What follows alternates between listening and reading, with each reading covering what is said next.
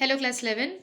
Okay, so we had started with the poem composed upon Westminster Bridge, September 3rd, 1802. ये हम लोगों ने start किया था. And I had given you all a brief introduction about the poet William Wordsworth, जिन्होंने ये poem लिखा है. मैंने तुम लोगों से ये भी बताया था कि इस poem का title जो है composed upon Westminster Bridge क्यों है, ठीक है.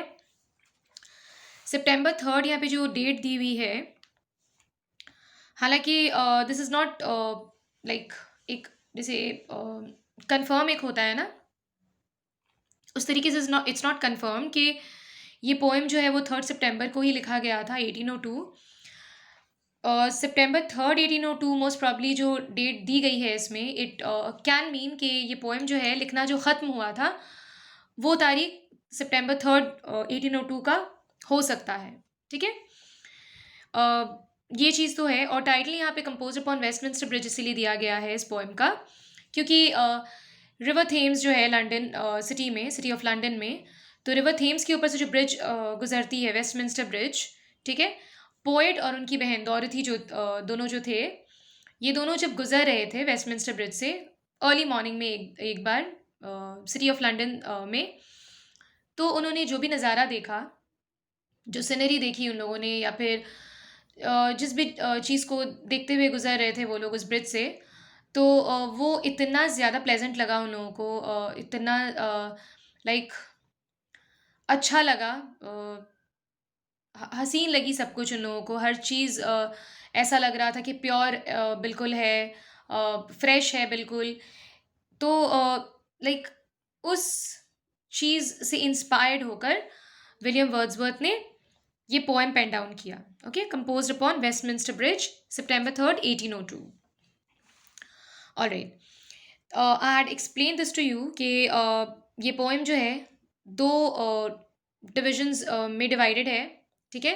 फर्स्ट जो उसका डिवीजन है वो ऑक्टेव है, the first 8 lines of the poem, and then the next division is the sestet, जो लास्ट 6 लाइन्स है इस पोएम का. ओके, हालांकि ये स्टैंजा वाइज डिवाइडेड नहीं है कि अलग अलग पैरा लगे, बट 14 लाइन्स को इसी तरीके से डिवाइड किया गया है. राइम स्कीम उसमें इसी तरीके से है. Okay, alright.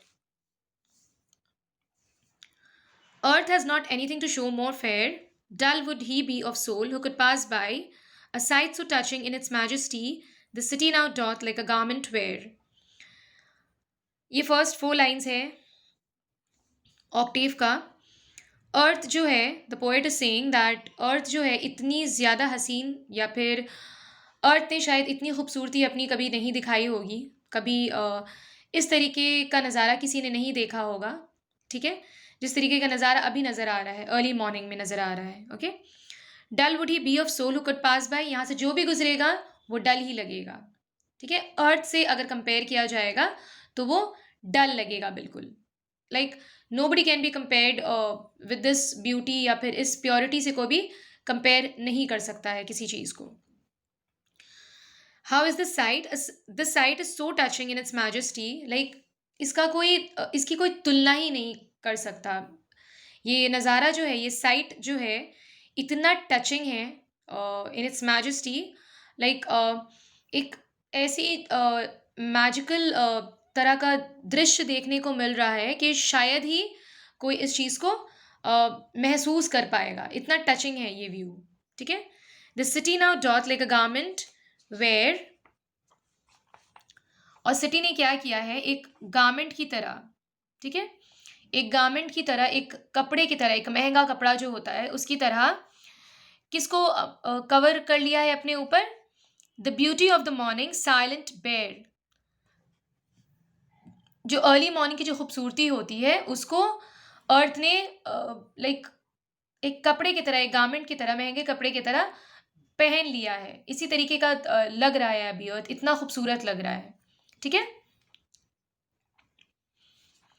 अर्ली मॉर्निंग की जो खामोशी होती है, जो लाइक बेयर का मतलब फ्रेश, एक फ्रेशनेस जो होती है उसमें किसी भी तरह का इंटरफियरेंस नहीं, किसी भी तरह की इम्प्योरिटी नहीं है उसमें. Okay, ships, towers, domes, theatres and temples lie, ये सारी चीज़ें भी पोइट जो है देखते हुए जाते हैं. शिप नज़र आता है उनको, टार्स नज़र आते हैं, डूम्स नज़र आते हैं, ठीक है, थिएटर्स नज़र आते हैं, टेम्पल्स नज़र आते हैं, ये सारी चीज़ें नज़र आती हैं उनको। Open unto the fields and to the sky, like fields नज़र आ रहे हैं एंड टू द स्काई, ये सारी चीज़ें नज़र आ रही हैं। कैस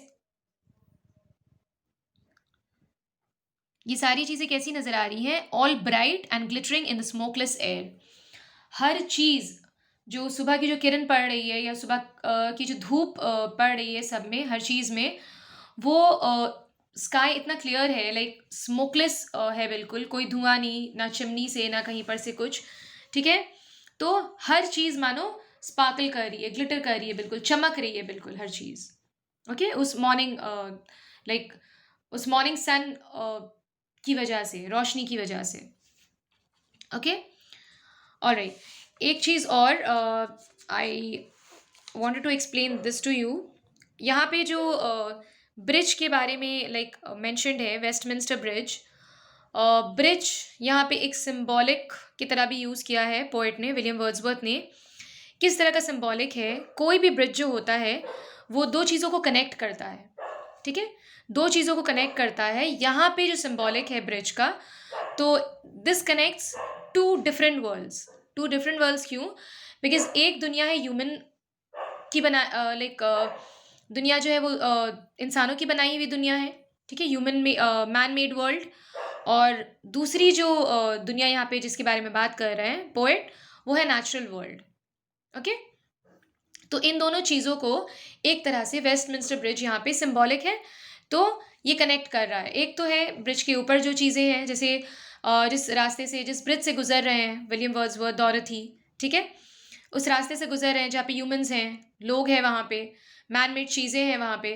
और एक है ब्रिज के नीचे जो की जो दुनिया है, पानी है वहाँ पे, जितने क्रीचर्स होंगे वाटर के, ठीक है। तो इन दोनों चीज़ों को यहाँ पे ये ब्रिज जो है कनेक्ट कर रही है। तो it's this is like a symbolic here. Okay? And और ये भी है यहाँ पे कि पोएट जो है विलियम वर्ड्सवर्थ, ही लाइक उन्होंने ऐसा जो नज़ारा है, ऐसा दृश्य जो है वो देखा ही नहीं है। मतलब स्मोकलेस स्काई, जहाँ पे कहीं धुआं नहीं है, कहीं पे गंदा लाइक स्मोक नहीं नज़र आ रहा है, उनको चिमनी नज़र नहीं आ रहा है उस तरह का। तो दिस इज़ लाइक ऐसे टाइम पे विलियम वर्ड्सवर्थ ने लिखा है जब इंडस्ट्रियल रेवोल्यूशन लाइक इंग्लैंड में, लंदन में, उस वक़्त उसका कोई लाइक यहाँ पे उस चीज़ के बारे में बात नहीं किया है विलियम वर्ड्सवर्थ ने। सो इट लुक्स लाइक कि यहाँ पे इंडस्ट्रियल रेवोल्यूशन भी नहीं हुआ था उस वक़्त। एंड दूसरी बात ये भी है कि उन्होंने जो ये पोएम लिखा है, जहाँ तक हम लोगों ने अभी तक किया है ऑक्टेव में, तो it can also be said that वो ये भी बताना चाहते थे कि एक सिटी जो है, ठीक है, एक जगह जो रहने की होती है ह्यूमन्स के लिए, तो वो इस तरह की भी हो कि जहाँ पे प्योरिटी हो, जहाँ पे साफ सुथरी जगह हो, हर तरह से फ्रेशनेस हो, ठीक है? जहाँ पे किसी भी तरह का पॉल्यूशन ना हो और गंदगी ना हो, इम्प्योरिटीज़ ना हो। तो इन सारी चीज़ों को ध्यान में रखकर विलियम वर्ड्सवर्थ ने ये पोएम लिखा है। ओके?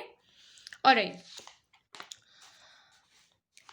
स्टूडेंट्स, जहाँ तक भी एक्सप्लेन किया है मैंने, I had explain till here, octave explain किया है मैंने। Okay? Please go through the explanation once again, read it by yourself जहाँ तक हुआ है। Okay? That's it. Thank you.